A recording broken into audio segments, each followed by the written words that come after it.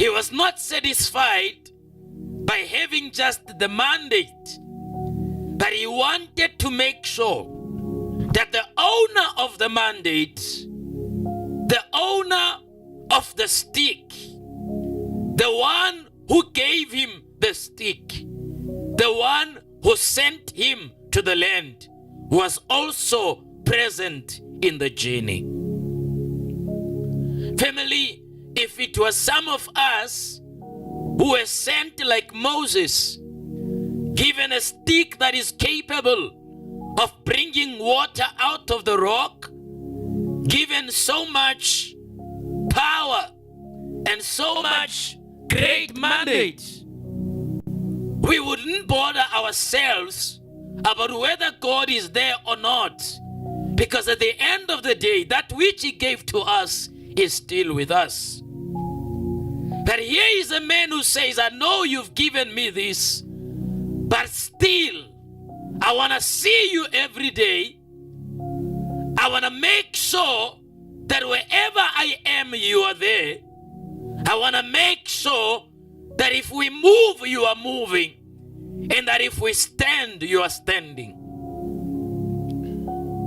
So the Bible then tells us that when God heard Moses speaking this kind of a statement, that unless your presence goes with me, I will not go. Unless your glory moves with me, I will not move. The Bible says, and then from that very moment, God told Moses and said, no problem. In the night, I will be. The following morning, when that cloud began to leave, they would take their things and follow the cloud. So the Bible tells us from that very moment, Moses began to be led by God with a pillar of fire in the night and with a cloud during the day. Now, family, this request from Moses has to tell us a picture of a man who understood that it was possible that he lives without the presence of God. That it was possible that they could go to the land and yet God not be going with them. But he refused to be in a situation where he will be going and yet the one who sent him was not part of the journey and was not part of where they were going. So he asked and he said, show me your face, show me your glory.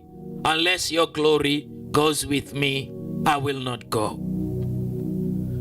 So family, the reason tonight we ought to talk about this is because some of us are like Moses. It is not enough to be able to have something that can do something.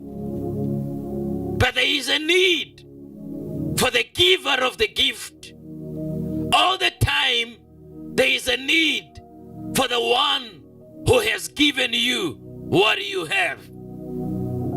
And yet, though there is a need for the one who gave you what you have, we must also acknowledge that it is possible that we can have what we have in the absence of the one who gave us what we have.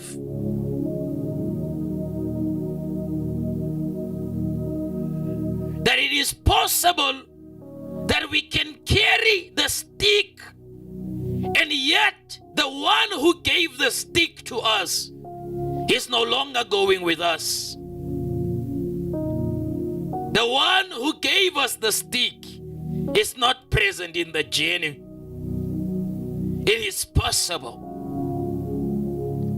So that alone has to tell us that there is a need, that we don't just focus in what is in our hand. So this man, from the beginning, was made to be acquainted with the holy place, with the ground in which the Lord is.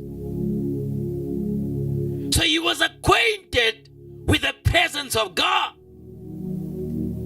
When he was introduced to God, he was introduced to the Lord who was present. The omnipresent God who was present in the omnipresent God who was present in the burning bush. So he always desired to make sure that that God is always with him. So he had a yearning for his presence. So let's go to the book of Genesis number 3 verse 7. And let us read. Both of them were opened, and they knew that they were naked. And they sewed fig leaves together and made themselves coverings.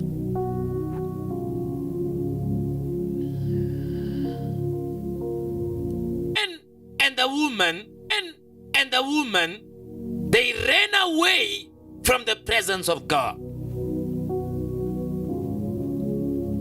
When they heard God coming, the Bible says they went to hide themselves under the tree. Under the tree.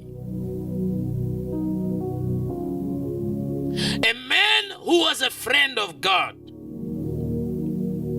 A man who was created and was clothed by the glory of God. Suddenly realizes that he is naked.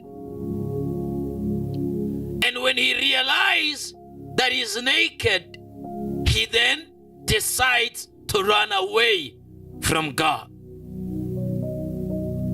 So he runs away and he hides himself under the tree. Now, family, God comes around and he looks for them as usual. The Bible says, and the Lord on the cool of the day comes and he asked Adam, Adam, where are you? Now, that is one of the things that fascinates